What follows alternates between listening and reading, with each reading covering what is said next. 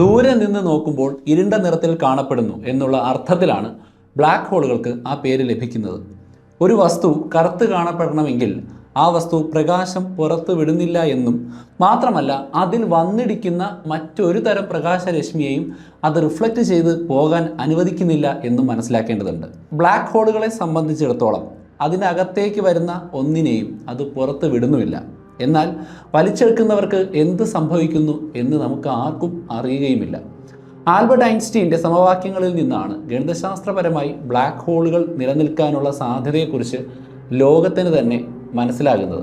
പിന്നീട് ഒട്ടനവധി ഗവേഷകരുടെ പ്രയത്നത്തിൻ്റെ ഫലമായി ഇതിനെക്കുറിച്ചുള്ള കൂടുതൽ വിവരങ്ങൾ പുറത്തു വരികയും ബ്ലാക്ക് ഹോളിനെ കുറിച്ചുള്ള നിഗൂഢതകൾ ഒന്നൊന്നായി അഴിക്കാൻ തുടങ്ങുകയും ചെയ്തിരുന്നു. എന്നാലും നേരിട്ട് ബ്ലാക്ക് ഹോളുകൾ ഉണ്ട് എന്ന് കണ്ടെത്താനും അതിൻ്റെ ചിത്രമെടുക്കാനും ഏകദേശം 2019 വരെ ഗവേഷകർക്ക് കാത്തിരിക്കേണ്ടി വന്നിട്ടുണ്ട്. വളരെ വലിപ്പമുള്ള നക്ഷത്രങ്ങൾ അതിൻ്റെ ജീവിതത്തിൻ്റെ അന്ത്യനാളുകളിൽ പൊട്ടിത്തെറിക്കുമ്പോഴാണ് അവ ന്യൂക്ലിയർ ഫ്യൂഷൻ നടക്കാത്തതുകൊണ്ട് ഗുരുത്വാകർഷണം മൂലം സ്വയം താങ്ങാൻ കഴിയാതെ ബ്ലാക്ക് ഹോളുകളായിട്ട് മാറുന്നത്.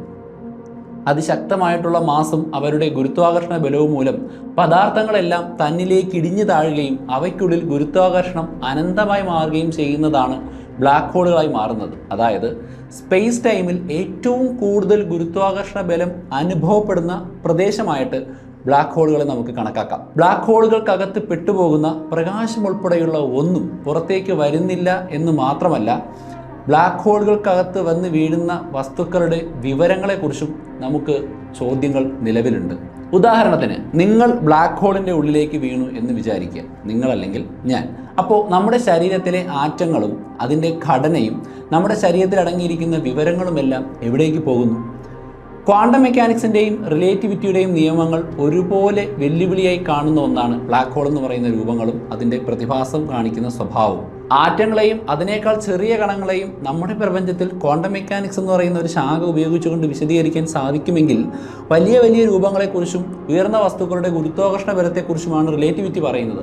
അപ്പോൾ ഉയർന്ന ഗുരുത്വാകർഷണ ബലം മൂലം വസ്തുക്കളിൽ ക്വാണ്ടം ബലതന്ത്രത്തിൻ്റെ തലത്തിലേക്ക് ചുരുങ്ങുമ്പോൾ, അല്ലെങ്കിൽ വളരെ ചെറിയ തരത്തിലേക്ക് ചുരുങ്ങുമ്പോൾ റിലേറ്റിവിറ്റിയും ക്വാണ്ടം മെക്കാനിക്സും ഒത്തുവരികയും അവരുടെ പരസ്പരം ബന്ധമില്ലായ്മ പ്രശ്നങ്ങൾ ഉണ്ടാക്കുകയും ചെയ്യും. അവിശ്വസനീയമായ സാന്ദ്രതയുള്ള ബ്ലാക്ക് ഹോളുകളുടെ സെൻറ്റർ ഭാഗത്താണ് അതിശക്തമായിട്ടുള്ള രീതിയിൽ ഗുരുത്വാകർഷണം അനുഭവപ്പെടുന്നത്. അങ്ങനെ എല്ലാം ഒരു ബിന്ദുവിലേക്ക് ചുരുങ്ങുമ്പോൾ അവിടെ ഒരു സിംഗുലാരിറ്റി രൂപപ്പെടുന്നു. എന്താണ് സിംഗുലാരിറ്റി എന്നതിനെക്കുറിച്ച് ഗവേഷകർക്ക് അഗാധമായ അറിവൊന്നുമില്ല. ഈ ഒരു സിംഗുലാരിറ്റിയുടെ ഒരു അതിർത്തി ഉണ്ടെന്നും ആ അതിർത്തിയിൽ കഴിഞ്ഞു പോകുന്ന വസ്തുക്കൾക്കാണ് തിരിച്ചു വരാൻ കഴിയാത്തത് എന്നുമാണ് ഗവേഷകർക്ക് പറയുന്നത്. ഈ സിംഗുലാരിറ്റി അനുഭവപ്പെടുന്ന പ്രദേശത്തിന് ഒരു അതിർത്തി ഉണ്ടെന്നും ഈ അതിർത്തിക്കുള്ളിലേക്ക് പോകുന്ന വസ്തുക്കളാണ് തിരിച്ചു വരാത്തതെന്നും ഗവേഷകർ കരുതുന്നു. ആ അതിർത്തിയുടെ ഒരു വിളിപ്പേരാണ് ഈവൻറ്റ് ഹൊറൈസൺ.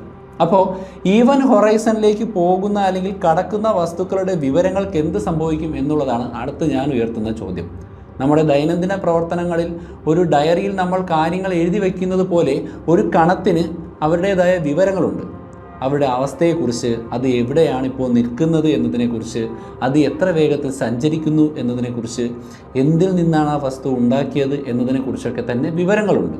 കണത്തിൻ്റെ സ്വഭാവത്തെക്കുറിച്ചും നമുക്കിത്തരം വിവരങ്ങളെ വിശദീകരിക്കാൻ പറ്റും. അങ്ങനെ പല കാര്യങ്ങളും കണങ്ങളുമായി ബന്ധപ്പെട്ട് പ്രപഞ്ചത്തിൽ നിലനിൽക്കുന്നുണ്ട്. അതായത് എല്ലാ കണങ്ങൾക്കും വിവരങ്ങളുണ്ട്, ഇൻഫർമേഷനുകൾ ഉണ്ട് എന്നർത്ഥം. ഫിസിക്സിലെ ഏറ്റവും അടിസ്ഥാനപരമായിട്ടുള്ള നിയമങ്ങളിൽ ഒന്നാണ് ഒരു പദാർത്ഥത്തിൻ്റെയോ അതിൻ്റെ കണത്തിൻ്റെയോ ഇൻഫർമേഷനുകൾ അല്ലെങ്കിൽ വിവരങ്ങളെ ഒരു കാരണവശാലും നശിപ്പിക്കാൻ കഴിയില്ല എന്നുള്ളത്. അത് പ്രപഞ്ച നിയമമാണ്. ഈ കണങ്ങളുടെ ഇൻഫർമേഷൻ എന്ന കാര്യത്തെക്കുറിച്ച് അല്പം കൂടി ഞാൻ ഡീറ്റെയിൽഡ് ആയിട്ട് പറയാം. ഒരു വസ്തുവിനെ നമ്മുടെ കണ്ണുകൾ കൊണ്ട് കാണുമ്പോൾ അതിൻ്റെ പ്രത്യേകതകൾ നമുക്ക് മനസ്സിലാക്കാൻ സാധിക്കും. ഉദാഹരണത്തിന്, നമ്മളൊരു ഫുട്ബോൾ കാണുന്നു എന്ന് വിചാരിക്കുക.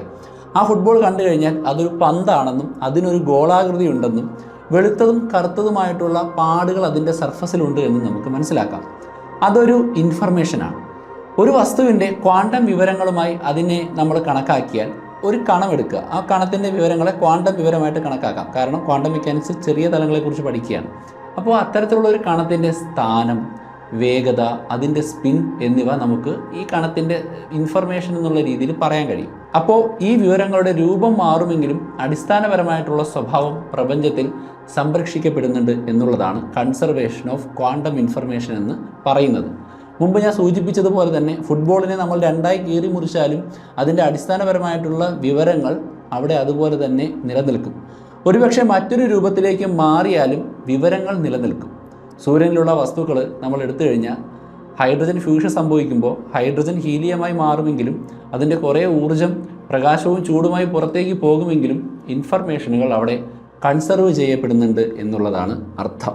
പ്രപഞ്ചത്തിൻ്റെ വികാസം എങ്ങനെയാണ് എന്നുള്ളതിനെക്കുറിച്ചുള്ള വിവരങ്ങൾ ഏറ്റവും നന്നായി നമുക്ക് തരുന്നത് ഈ പറയുന്ന കൺസർവേഷൻ ഓഫ് ക്വാണ്ടം ഇൻഫർമേഷനാണ്. അതുകൊണ്ട് ഒരു കണത്തിൻ്റെ വിവരങ്ങൾ നഷ്ടപ്പെട്ടു പോകില്ല എന്ന് തന്നെ നമുക്ക് ഉറപ്പിച്ച് പറയാം. തന്നിലേക്ക് വീണാൽ ഒന്നിനെയും പുറത്തേക്ക് വിടില്ല എന്ന് ഉറപ്പിച്ച് പറയുന്ന ബ്ലാക്ക് ഹോളുകൾ മുന്നോട്ട് വയ്ക്കുന്ന വെല്ലുവിളി സത്യത്തിൽ ഈ വിവര സംരക്ഷണ നിയമത്തിന് അല്ലെങ്കിൽ കൺസർവേഷൻ ഓഫ് ക്വാണ്ടം ഇൻഫർമേഷന് എതിരായിട്ട് നമുക്ക് തോന്നും. അതായത് ഒരു വസ്തു എന്നേക്കുമായി ബ്ലാക്ക് ഹോളിൽ നഷ്ടപ്പെട്ടു പോവുകയാണെങ്കിൽ അതിൻ്റെ ഇൻഫർമേഷന് പൂർണ്ണമായ നാശം സംഭവിക്കുമോ എന്നുള്ള ചോദ്യം. ബ്ലാക്ക് ഹോളിൽ ഇത്രത്തോളം മാസ് കൂടിയ രീതിയിലുള്ള നിലനിൽപ്പുള്ളതുകൊണ്ടും അതിനനുസരിച്ച് ഗുരുത്വാകർഷണ ബലമുള്ളതുകൊണ്ടും വസ്തുക്കൾക്കും അവയുടെ ഇൻഫർമേഷനുമെല്ലാം ബ്ലാക്ക് ഹോളിനകത്തേക്ക് വിഘടിച്ച് ചേരാനാണ് സാധ്യത എന്ന് സങ്കല്പിക്കുമ്പോഴാണ് മറ്റൊരു പ്രശ്നം. 1974 സാക്ഷാൽ സ്റ്റീഫൻ ഹോക്കിങ്സ് മുന്നോട്ട് വെച്ച ഒരു നിയമം എന്ന് പറയുന്നത്, അതായത് നിങ്ങൾ കേട്ടിട്ടുണ്ടായിരിക്കും ഹോക്കിംഗ് റേഡിയേഷൻ എന്നുള്ളത്. അതായത് ബ്ലാക്ക് ഹോളുകൾ കാലക്രമേണ ബാഷ്പീകരിച്ച് പോകുന്നുണ്ട്. ബ്ലാക്ക് ഹോളിൽ നിന്നും അതിൻ്റെ ഊർജ്ജം ക്രമേണ നഷ്ടപ്പെട്ടു പോകുന്നുണ്ട്, അല്ലെങ്കിൽ ബ്ലാക്ക് ഹോളുകൾ തിളങ്ങുന്നുണ്ട്. 1974 ഹോക്കിങ്സിൻ്റെ ഞെട്ടിക്കുന്ന ഈ ഒരു കണ്ടുപിടുത്തം ബ്ലാക്ക് ഹോളുകൾ പൂർണ്ണമായും കറുത്തതല്ല എന്നുള്ളൊരു നിഗമനത്തിലേക്കാണ് എത്തിച്ചത്. അത് ചെറുതായിട്ട് തിളങ്ങുന്നുണ്ട്, ചെറിയ ചെറിയ റേഡിയേഷനുകൾ അത് പുറത്തേക്ക് വിടുന്നുണ്ട്.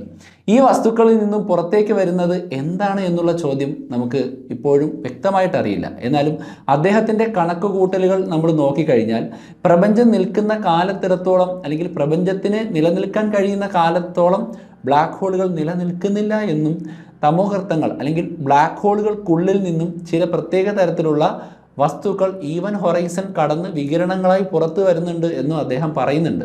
ഇത്തരത്തിൽ ബ്ലാക്ക് ഹോളുകളിൽ നിന്ന് സാധ്യമായി പുറത്തേക്ക് വരാൻ സാധ്യതയുള്ള വികിരണങ്ങളാണ് പലതരത്തിലുള്ള ആശയക്കുഴപ്പങ്ങൾ ഉണ്ടാക്കുന്നത്. അതായത് വിർച്വൽ പാർട്ടിക്കിളുകൾ, പ്രപഞ്ചത്തിൽ രൂപപ്പെടുന്ന പെയർ ഓഫ് അല്ലെങ്കിൽ ജോഡികളായിട്ടുള്ള പാർട്ടിക്കിളുകൾ ഈവൻ ഹൊറൈസണിനടുത്ത് രൂപപ്പെടുമ്പോൾ അതിൻ്റെ ജോഡികളിൽ ഒന്ന് ബ്ലാക്ക് ഹോളിന് ഉള്ളിലേക്കും മറ്റൊന്ന് പ്രപഞ്ചത്തിൻ്റെ അനന്തതയിലേക്കും നഷ്ടപ്പെടുന്നുണ്ട് എന്നാണ് അദ്ദേഹം പറയുന്നത്.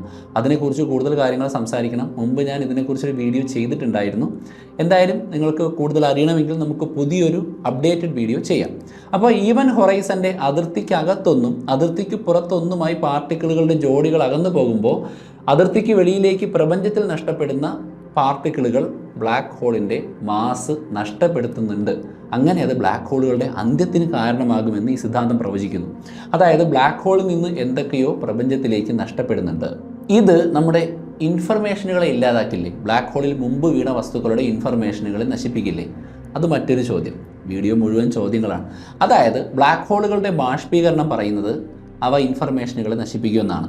എന്നാൽ ക്വാണ്ടം മെക്കാനിക്സ് പറയുന്നത് ബ്ലാക്ക് ഹോളിൽ വീണാലും ഇല്ലെങ്കിലും പദാർത്ഥങ്ങളുടെ ഇൻഫർമേഷൻ നശിപ്പിക്കപ്പെടുന്നില്ല എന്നുള്ളതാണ്.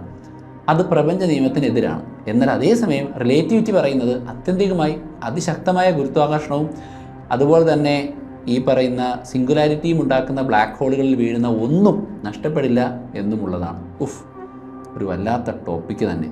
അപ്പോൾ ഇതിന് നിങ്ങൾക്ക് വ്യക്തമായൊരു പരിഹാരം പറഞ്ഞു തരാമെന്ന് എനിക്കറിയില്ല. കാരണം ഇതിനെക്കുറിച്ചുള്ള ഗവേഷകരുടെ അറിവ് പരിമിതമാണ്. ശാസ്ത്രീയമായ ചില ഊഹാപോഹങ്ങളും അനുമാനങ്ങളും പലപ്പോഴായിട്ട് പലരും മുന്നോട്ട് വെച്ചിട്ടുണ്ട്. അതിലൊന്നെന്ന് പറയുന്നത് ഹോക്കിംഗ് റേഡിയേഷനായി പുറത്തു പോകുന്ന വികിരണങ്ങളിൽ സംവാട്ട് എങ്ങനെയെങ്കിലും അതിൽ വീണ പദാർത്ഥങ്ങളുടെയും കണികകളുടെയും ഇൻഫർമേഷനുകൾ പ്രപഞ്ചത്തിലേക്ക് തിരിച്ചു വരുന്നുണ്ട് എന്നുള്ളതാണ്. ഓക്കെ, അത് വ്യക്തമായിട്ടുള്ള തെളിവുകളുടെ അടിസ്ഥാനത്തിലോ ആധികാരികതയോടുകൂടി പറയുന്നതോ അല്ല. കാരണം ഹോക്കിംഗ് റേഡിയേഷൻ എന്ന് പറയുന്നത് ക്രമരഹിതമായി കാണപ്പെടുകയും സംഭവിക്കുകയും ചെയ്യുന്ന ഒന്നാണ്. 2, ബ്ലാക്ക് ഹോളുകളുടെ ഉള്ളിൽ ഒരു ഭീമൻ കോസ്മിക് ഹോളോഗ്രാം പോലെ ഈവൻ ഹൊറൈസണിനകത്ത് വിവരങ്ങളെല്ലാം സംഭരിച്ചു വച്ചിട്ടുണ്ട് എന്നുള്ളതാണ്. ബ്ലാക്ക് ഹോൾ നിലനിൽക്കാൻ കാരണമായ ഈ ഒരു മാസായിരിക്കാം ചിലപ്പോൾ വികിരണമായി പുറത്തു പോകുന്നത് എന്നും അതിൻ്റെ ഉള്ളിൽ ഈവൻ ഹൊറൈസണിൻ്റെ സർഫസിലായി പദാർത്ഥങ്ങളുടെ വിവരങ്ങളെല്ലാം തന്നെ ഇംപ്രിൻ്റ് ചെയ്ത് വച്ചിട്ടുണ്ട് അല്ലെങ്കിൽ എംബഡഡ് ചെയ്ത് വച്ചിട്ടുണ്ട് എന്ന് പറയുന്നതാണ് രണ്ടാമത്തെ ഒരു ഊഹാപോഹം അല്ലെങ്കിൽ ഒരു സ്പെക്കുലേഷൻ എന്ന് പറയുന്നത്. ഇനി മറ്റൊന്നെന്ന് പറഞ്ഞു കഴിഞ്ഞാൽ ഫയർവാൾ തിയറിയാണ്. അതായത് നമ്മൾ അനുമാനിച്ച് വെച്ചിരിക്കുന്ന ബ്ലാക്ക് ഹോളിൻ്റെ അതിർത്തികളിൽ ഈവൻ ഹൊറൈസൺ എന്ന് പറയുന്നത് വളരെ സ്മൂത്ത് ആയിട്ടാണ് നമ്മൾ കണക്കാക്കുന്നത്. പദാർത്ഥങ്ങൾ കറങ്ങി കറങ്ങി കറങ്ങി ഈവൻ ഹൊറൈസൺ കടന്ന് അതിനകത്തേക്ക് പോകുമെന്നും സിംഗുലാരിറ്റിയിലേക്ക് സഞ്ചരിക്കുമെന്നും നമ്മൾ വിചാരിക്കുന്നു. എന്നാൽ ഹൈ എനർജി സോൺ ആയിട്ടുള്ള ഒരു ലെയർ ഈവൻ ഹൊറൈസണിൻ്റെ അടുത്തുണ്ട് എന്നും ഈ ലെയറിലേക്കാണ് പുറത്തു നിന്ന് വരുന്ന വസ്തുക്കളെല്ലാം വന്ന് വീഴുന്നതെന്നും ഈ ഹൈ എനർജിയുള്ള ഭാഗത്തേക്ക് വരുന്ന വസ്തുക്കളുടെ ഇൻഫർമേഷനുകളെല്ലാം തന്നെ അവിടെ വെച്ച് ഇല്ലാതാകുന്നു എന്നും പറയുന്നതാണ് ഈ തിയറി. സത്യത്തിൽ ഈ തിയറി റിലേറ്റിവിറ്റിയെ സാധൂകരിക്കുന്നുണ്ട് എന്നുള്ളതൊരു വസ്തുതയാണ്. പക്ഷേ ഇൻഫർമേഷൻ അവിടെയും നഷ്ടപ്പെടുന്നുണ്ടല്ലോ. അപ്പോൾ ബ്ലാക്ക് ഹോൾ ഇൻഫർമേഷൻ പാരഡോക്സ് എത്രത്തോളം പ്രാധാന്യമുള്ളതാണ് എന്ന് നിങ്ങൾ ചിന്തിക്കും. കാര്യം ഇത്രയും കാര്യങ്ങളൊക്കെ പറഞ്ഞിട്ട് നമുക്കെന്ത് ഗുണം? സത്യത്തിൽ ഭൗതിക ശാസ്ത്രത്തിൽ നമ്മൾ ബഹിരാകാശത്തെയും പ്രപഞ്ചത്തിലെ വസ്തുക്കളെയും കുറിച്ച് പഠിക്കുമ്പോൾ നമ്മുടെ അറിവിന് ഈ പാരഡോക്സ് വളരെ പ്രധാനമായിട്ടും ഇടപെടുന്ന ഒന്നാണ്. ഒരുപാട് കാര്യങ്ങൾ നമുക്ക് മനസ്സിലാക്കി തരുന്നുണ്ട്.